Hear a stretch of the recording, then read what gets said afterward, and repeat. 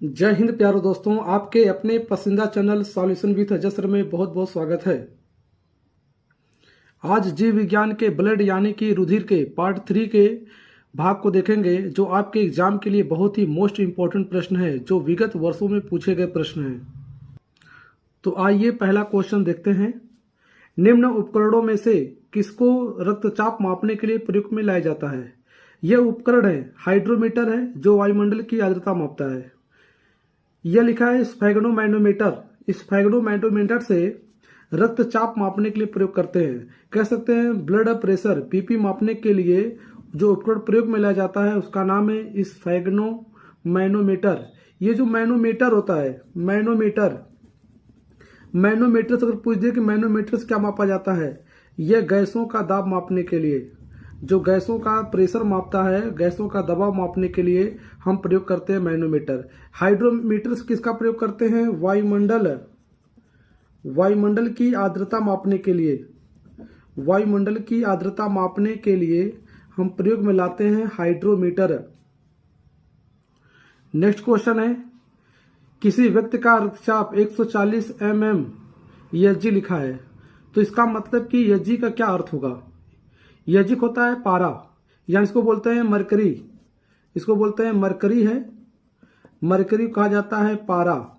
इसको कहते हैं पारा, इसको कहते हैं पारा, मरकरी कहते हैं पारा। यह क्या है? धातु है, मेटल है। किस अवस्था में पाई जाती है? यह अतिशीतित द्रव अवस्था में पाई जाने वाली धातु है। अतिशीतित द्रव अवस्था में पाई जाने वाली धातु है। द्रव अवस्था में पाई जाने वाली धातु है। द्रव अवस्था में पाई जाने वाली धातु है। यदि पूछे कि अधातुओं में कौन द्रव अवस्था में पाई जाती है, अधातुओं में कौन है, तो अधातुओं में होगा ब्रोमीन। अधातुओं में कौन है? पारा, जिसको कहते हैं Hg। तो रक्तचाप 140 mm Hg का अर्थ क्या होगा? Hg का मतलब क्या है? मरकरी। यह आंसर राइट होगा बी, मरकरी। नेक्स्ट क्वेश्चन है, मानव रक्तदान के लिए कौन सा रक्त समूह सार्वत्रिक दाता माना जाता है, यूनिवर्सल डोनर माना गया है? वो कौन सा रक्त वर्ग? ओ। ए बी बोलते हैं सर्वग्राही। ए बी को कहा जाता है सर्वग्राही। जो ओ होता है उसको बोलते हैं, ओ समूह वाला ब्लड ग्रुप जो होता है उसको बोलते हैं सर्वदाता। इसको सर्वदाता, क्योंकि जो ओ ब्लड ग्रुप होता है इसमें कोई एंटीजन नहीं होता है। इसमें जो कोई एंटीजन नहीं होता है, ए बी मतलब कि जो होता है इसमें कोई एंटीजन नहीं होता है। इसमें एंटीबॉडीज होते हैं, एंटीबॉडीज ए और बी होते हैं। इसमें एंटीबॉडीज ए और बी होते हैं, इसमें एंटीजन नहीं होता है। इसीलिए रक्त वर्ग ओ को सर्वदाता माना गया है, यूनिवर्सल डोनर कहते हैं। नेक्स्ट क्वेश्चन है, एक व्यक्ति दुर्घटना में घायल हो गया है, उसके रक्त समूह की जांच के लिए उसके पास समय नहीं है, ठीक, तो उसे निम्न में से कौन सा रक्त दिया जाना चाहिए? तो ए बी आरएच पॉजिटिव दिया option A, option B O Rh positive, option C है ओ आरएच नेगेटिव, डी है ए बी आरएच नेगेटिव। तो यहाँ राइट आंसर होगा ओ होगा, रक्त वर्ग ओ दिया जाएगा। वो भी कैसा होगा? नेगेटिव होगा, आरएच फैक्टर नेगेटिव होगा। राइट आंसर हो गया सी। नेक्स्ट क्वेश्चन है, अभी कथन लिखा गया है ए बी, ये जो ए बी रक्त समूह के लोग सार्वभौमिक प्राप्तकर्ता होते हैं।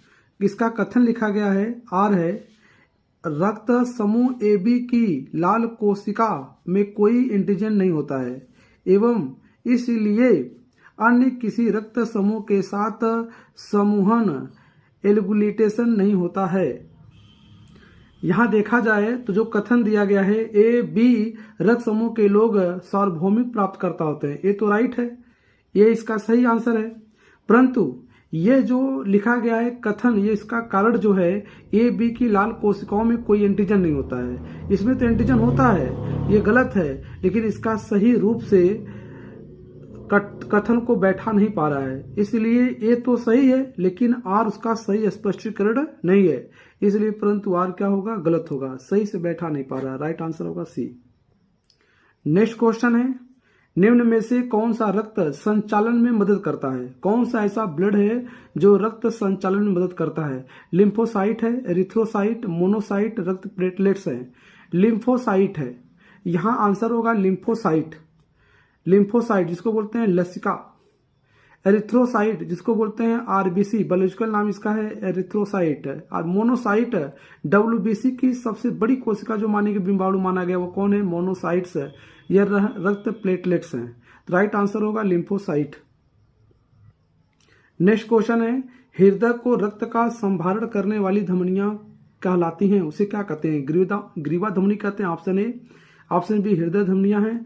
ऑप्शन सी यकृत धमनियां हैं। ऑप्शन डी है फुफ्फुस धमनियां। तो यहाँ रक्त संभारण के लिए कौन सी धमनियां कहलाती हैं? हृदय। तो यहाँ होगा हृदय धमनियां। राइट आंसर होगा सी।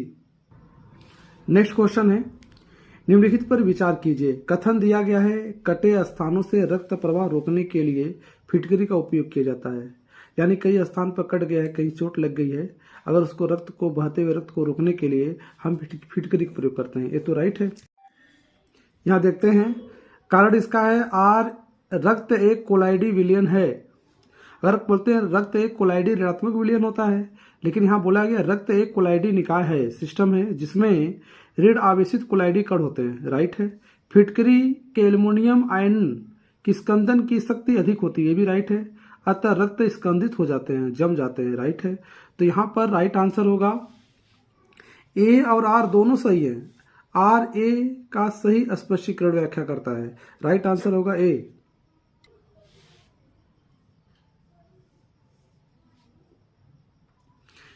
नेक्स्ट क्वेश्चन है, नाक से रुधिर का बहना कहलाता है हिमरेज, हेमोफीलिया, हिस्टोसिसिया, एपीटेक्सिस कहलाता है। यह कहलाता है एपीटेक्सिस। नेक्स्ट क्वेश्चन है, रुधिर में ग्लूकोज की मात्रा बढ़ने को क्या कहते हैं? अगर शरीर में रुधिर में ग्लूकोज की मात्रा बढ़ जाए तो इसे किस नाम से जाना जाता है? इसे कहा जाता है हाइपरग्लाइसीमिया। नेक्स्ट क्वेश्चन है, यूरिया किसके विघटन के उत्पाद से बनता है? अमीनो, वसी अम्ल, ग्लूकोज, अमोनिया। तो राइट आंसर होगा अमीनो अम्ल। नेक्स्ट क्वेश्चन है, रुधिर का संवहन कौन करता है? श्वेत रुधिराणु, लाल रुधिराणु, रुधिर प्लाज्मा, लिम्फ। राइट आंसर होगा रुधिर प्लाज्मा। नेक्स्ट क्वेश्चन है, रक्त में एडीएच हार्मोन की कमी हो जाए तो क्या होगा? मूत्र की मात्रा बढ़ जाएगी, मूत्र की मात्रा घट जाएगी, पीएच मान 4.8 से 8 हो जा सकता है, यूरोक्रोम के स्राव बढ़ जाएगा। यदि एडीएच हार्मोन की कमी हो जाए तो मूत्र की मात्रा बढ़ जाती है। नेक्स्ट क्वेश्चन है, रक्त में यूरिया की मात्रा बढ़ने को क्या कहते हैं? यूरिओटिलिया कहते हैं, यूरिकोटिलिया कहते हैं, यूरोक्रोमा कहते हैं। राइट आंसर होगा सी, यूरीमिया कहते हैं। नेक्स्ट क्वेश्चन है, यहां रहेगा कणिका कोशिकाएं कितने प्रकार की होती हैं? यहां लिखा गया रक्त कोशिकाएं कितने प्रकार की होती हैं? ये 3 प्रकार की होती हैं। रक्त कोशिकाएं कितने प्रकार की होती हैं? 3 प्रकार की होती हैं। राइट आंसर ये होगा ओके।